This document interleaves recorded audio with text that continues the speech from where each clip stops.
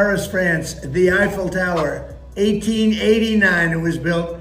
It was supposed to be taken down immediately after the World's Fair. And then they said, we sort of like it. Let's leave it up a little bit longer. And then they said, let's leave it up longer and longer and longer. Well, they never took it down. And, we're building something in front of the White House that's quite attractive to a lot of people. It's going to have the big UFC fight on June 14th. And I'm looking at it, and maybe we'll never, ever take it down.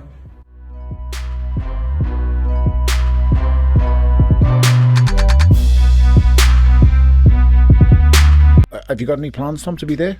No, they've not asked me. No one's asked me yet. So how insane is that? I mean, imagine someone fighting with the heavyweight championship of the world and Usyk not being around to talk about it and commentate on it, especially if he's not actually in camp. I get it. Or Fury Magmadov without AJ there, for example. Exactly. I'm trying to point to these things, and when big fights happen, the champ is usually there. When you're fighting to face the champ, he's there on site.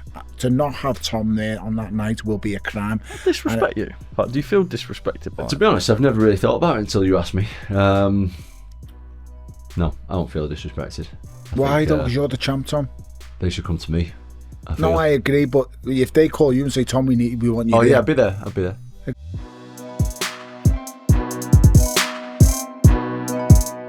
Y tu rival Justin Gaethje, campeón interino, ya ha peleado por el título, ¿qué piensas de él y qué debilidades y fortalezas le ves? A ver, le tengo todos los respetos del mundo, es un tipo muy bueno, que tiene un buen recorrido, ha peleado, no sé, con muchos nombres, campeón interino en 2 ocasiones, ha estado en grandes peleas, pero nunca se ha enfrentado a alguien como yo. Tiene el mismo discurso que todos mis rivales de que me va a dar una lección de humildad, de que me va a poner en mi lugar, que soy súper arrogante, etcétera, etcétera. Pero bueno, ya sabes, al final cómo termina todo eso, ¿no? Fortalezas. No sé, a ver, es bueno, es un tipo que representa peligro, tiene manos caóticas que no sabes por dónde te va a tirar. Pero bueno, en ese caos vamos a llevarle la calma y la anestesia.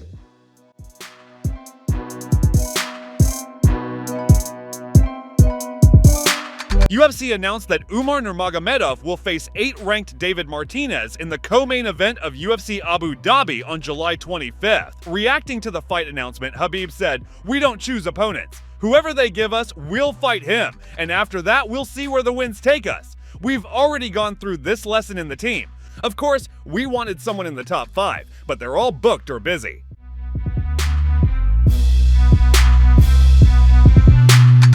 They took me to jail that night, and I was thinking, all right, I'm just gonna be here for the weekend. I'll get out Monday, go to court. And they're like, no, we'll see you in a month. I'm like, a month?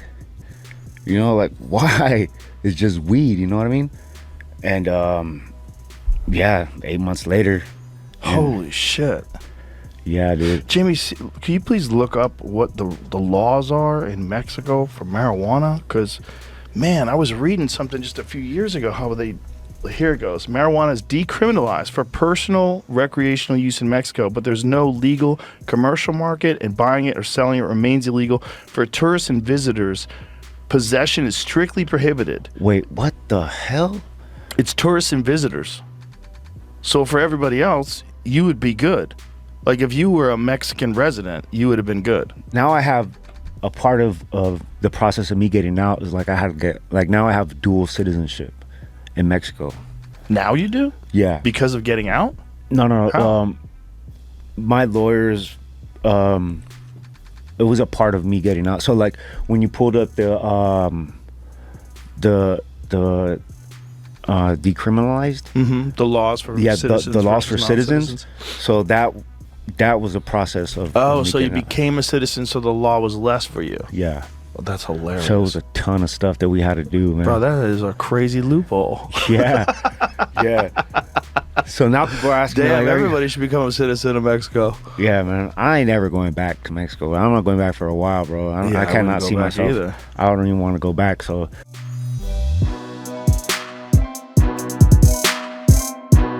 Is that a reality that 170 might be on the horizon? Always, always, always. I want to collect the third belt. Everyone knows that.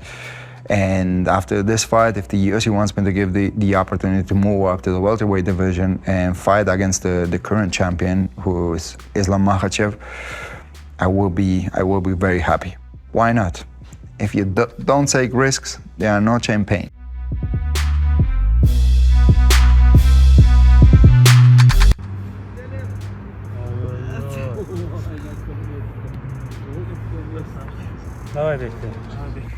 تخبير بيك يا تخبير سين اوي اوي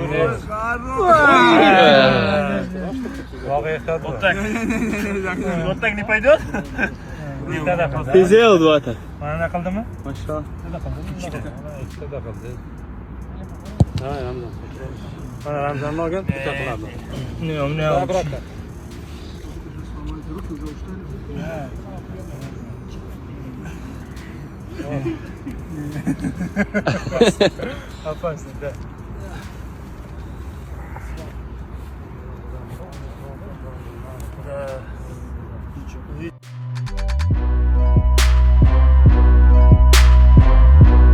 The guy's been avoiding me forever, so I'm not gonna keep chasing somebody. So my mindset is Bonfim and then looking at the next guy. So he got away. It's whatever.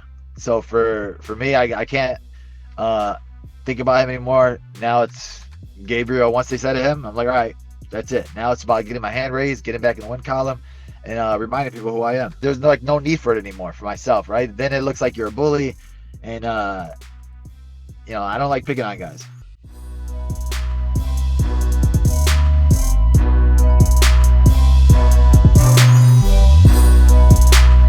Strickland posted on Instagram, UFC at the White House with Benjamin Netanyahu in the audience. Straight Israeli slop. To be fair, they did ban me. But when you make fun of the leaders of America, they tend to be a little petty. LOL, by leaders, I mean Israel. A fan asked, why are you banned? Strickland responded, I made fun of Israel and Epstein, the only male American champ banned at the White House because I said Trump is owned by Bibi. That's not public opinion, it's fact. Well, you guys, I'm not surprised, but I got the call. I got the call. The UFC higher-ups called me, the big names. They said, Sean, I gotta apologize, but you're not Israeli enough to go to UFC 250 Israel edition. The White House didn't clear you. And I'm not really surprised, I'm not really surprised. So, I think moving forward, I would like to just apologize to Israel. I'd like to say I'm sorry, I'd like to apologize to Trump, and I just want to prove that I'm Israeli enough for you guys. Like, for instance, whenever the list disappeared and Trump goes out there and says to everybody that he can't really go into it because people that by association will get prosecuted and their names will be tarnished. I want to apologize because I don't want them to be prosecuted. Or when Trump goes and bombs the fuck out of Iran that no Americans agree with, that cost Americans $5,000 to $15,000 to go fight Israel's war. I want to apologize. Sorry, I've been a critic of that. My allegiance was apparently in the wrong place, and I just want to apologize. Or when Trump goes out there and says, hey, Trump, your approval ratings are the lowest it's ever been across all demographics. And Trump says, well, you know what? I have a 99% approval rate in Israel. I want to apologize, and I want to repent. Apparently, I'm not American enough to go to Freedom 250. But I still got my ticket, so maybe we'll just go. I'll bring the belt, and we'll just stand outside the gate, and we'll just let them know what we really think about Trump and Israel. Yes, I already bought my plane ticket. We're fucking going. I'm gonna bring the belt. I'm making a big fucking bullhorn, and we're gonna go right up to the gates. So, if you guys are gonna be there, let's fucking go. Not in a threatening way. We're gonna do a peaceful protest outside with a bullhorn. So FBI, don't come into my house. Very, very peaceful.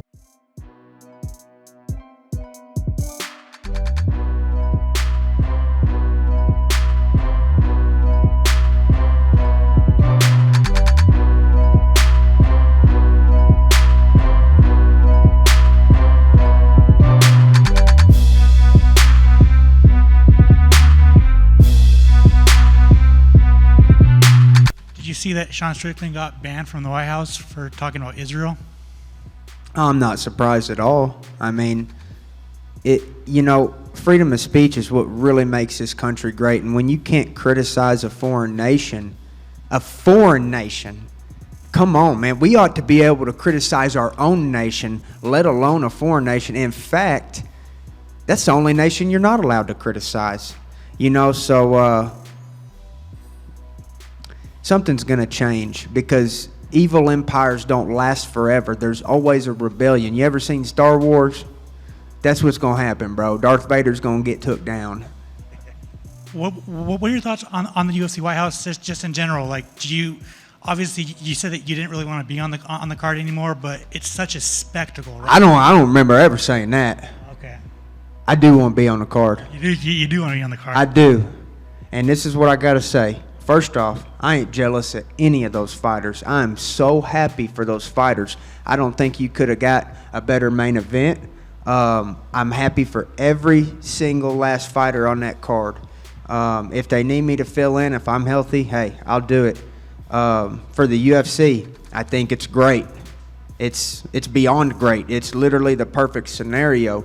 But as far as I'm an economics major. I love studying politics on the political side of things, not the UFC's business. That is, of course, they're going to say yes to it. But what I think personally is that our government is desecrating its role in society by entertaining sports. Our government is to protect and serve the people, and really should be as minimal as possible. And when you're doing all of this stuff, hosting sporting events, it's really outside of what the goal of the government was intended to be, because our tax dollars and resources are funding this operation.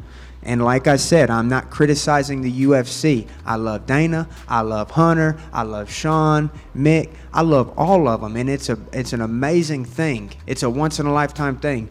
But the government should never be hosting sporting events, because there's more room for corruption, and we already have a corrupted government. A fan tweeted, "Every American fighter going to this fight, in the octagon or not, should boycott the White House fights," and tagged Justin and Pereira. Justin responded by tweeting, "Shut the f*** up, loser. Keep my name out of your mouth. I'm American, bitch. I don't need or want a coward's support. You and Sean are relentlessly dumb as fuck." Sean fired back at Justin, "If being a spineless bitch makes you a good American, you can have that title. Eat your goy slop. Just do me a favor and switch your flag to Israel's. $5K to $15K cost to every hardworking American not getting paid millions. 13 dead Americans for Israel. Traitor!" Justin responded, "I don't give two shits about you or Israel. God, family, country since day one.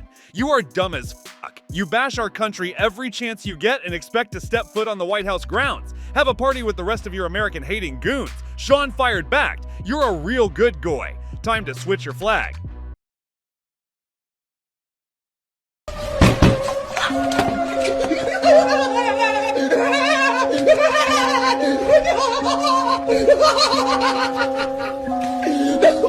And we're the three best friends that anybody could have. We're the three best friends that anyone could have. We're gonna do things all the time together, and we're always gonna hang out.